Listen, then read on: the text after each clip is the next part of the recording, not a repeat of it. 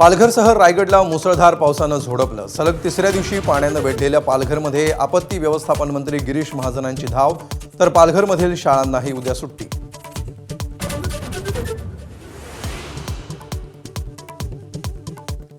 राम मंदिरातील चोरी विरोधातील आंदोलन चिरडण्यासाठी मुख्यमंत्र्यांनी ढगफुटीची अफवा पसरवली। काँग्रेसचा गंभीर आरोप।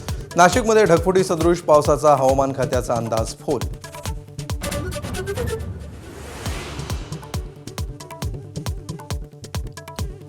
शरद पवारांच्या राष्ट्रवादीकडून महायुतीत सहभागी होण्यासाठी चाचपणी।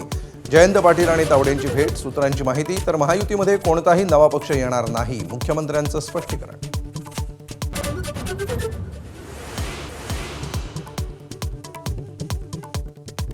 लोहगड हत्येप्रकरणी नवी चक्रावणारी माहिती समोर।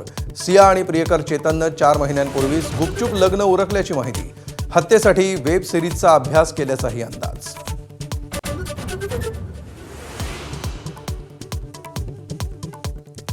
विठुरायाच्या नामाची ओढ लागलेल्या वारकऱ्यांची पावलं पंढरीच्या दिशेनं।